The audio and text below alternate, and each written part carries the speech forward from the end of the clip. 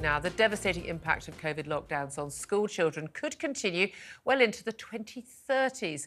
Experts have warned that pupils hit by lockdowns during their primary school years will see lower GCSE results at 16 for decades. And what a surprise, everybody. It's poorer kids who are going to be the worst affected. Well, let's speak to Chris McGovern, who's chairman of the Campaign for Real Education and joins us now. Afternoon, to you, Chris. Hello there. Hi. Okay, thanks for joining us. Look, we were talking about this so many times during the lockdown period. It's absolutely devastating. I really wanted to be proved wrong on a lot of this stuff. I really did, but we have been proved right. Always, from day one, always said we should never have closed the schools. Was very aware that, you know, depending on what kind of school your kid went to, not even like some of the private schools were terrible, but even two comprehensive schools next door to each other, giving completely different levels of education to kids. But the concern at the time was it was almost obsessive about the kids who were facing GCSEs and A-levels. So little concern about younger children. And yet, what a surprise, a new report out shows that actually these problems are going to be long felt, even by kids who were in, you know, reception in year one back in 2020 and 2021. Does any of this surprise you, Chris? No, I mean, our campaign for real education was against closing down schools. But let me put something contrary to you, Julia. We closed the schools. And we had the best GCSE results in our history. So that tells you, I think, about the unreliability of some of the educational experts we're talking about here. As far as GCSEs go, you can have any pass rate you like. I mean, these experts are now telling us the pass rate will fall, but it rose during COVID. You can set the pass mark for GCSE at whatever level you want. We do need to be concerned about standards. It's notable that during the COVID lockdown, Singapore, which is one of the best education systems in the world, they locked down a little bit, but they managed to do it well, and they only did it for a short time, and they have now moved further ahead from us. So they're now up to 5 years ahead of us by the age of 15. So we did it badly. It's devastating. But look, let's also be clear.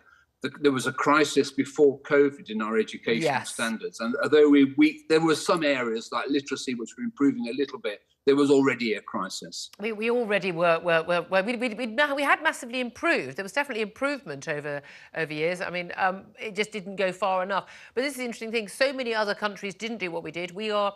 but other than, I think, Italy, the only country who closed our schools for the length of time we did. Sweden didn't close didn't close schools to anyone under the age of 16 at all throughout 20 and 21.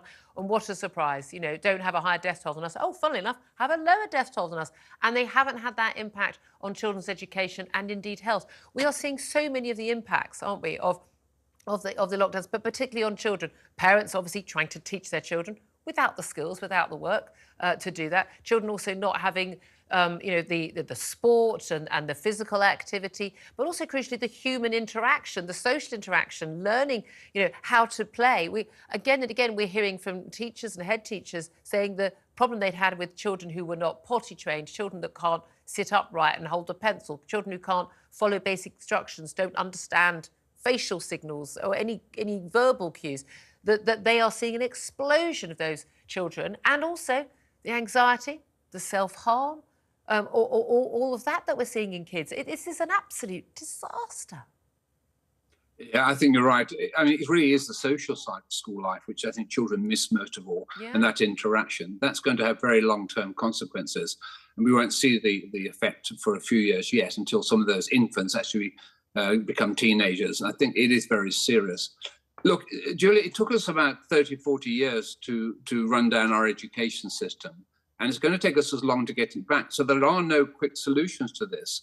What we do need to do is make sure that the quality of teaching is very high, because we've had COVID all over the world. And yes, Western Europe has not done particularly well. Western Europe and indeed the States are now sort of second division internationally. It's true, and we saw in those recent international tests that in Asia, and what we call the Asia Pacific, Singapore, South Korea, Shanghai, and so on, Japan, they actually did quite well during COVID. They actually improved their standards. So we have to look at how we teach the children. There are ways forward. We can improve the quality of teaching. And for once, I'm with my colleagues by saying we need to pay good teachers better. And that may mean using the budget differently. But we have a lot of people in school who aren't teachers. The majority in school, people of workers in schools aren't teachers. We need to redistribute the money, pay good teachers more money, and we need to improve the quality of teaching. And that does mean learning. from what's going on in those Asia Pacific countries. And I've never understood why people think that how would we do things? Why don't we look at the countries that are doing well? Now, there's an element with some of the countries in the Far East in terms of their learning style and teaching style, which I think is not completely suitable to a modern Britain, to a Western nation, in terms of that sort of very didactic, sort of no dissension, sitting in silence. I mean, good luck with that. We need more of that, but it is quite a different learning style. And of course, the parents, just having their kids obsessively doing homework for 4 or 5 hours a night.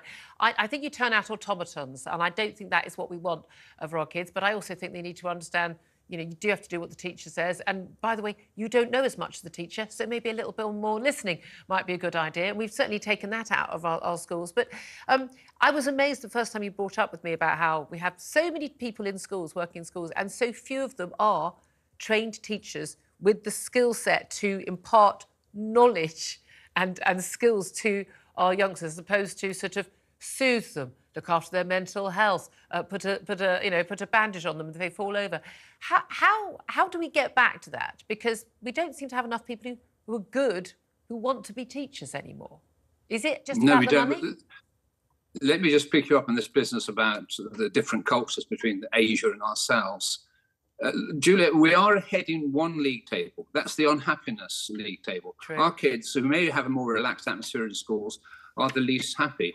I think you'll find children want to learn. They want to improve. And if it does mean a bit more didactic, old-fashioned teaching, they'll lap that up if they can improve. When I was filmed by the BBC in a debate in a primary school in London a few years ago, I was asked to put the case for homework in primary school, and I was told I had no chance of winning that debate. And before the debate started, most of the children didn't want homework. At the end of the debate, when I explained to these children what was going on in Asia, in the Asian countries, they all voted for me. They wanted to have a bit of homework because they're competitive. They want to keep up.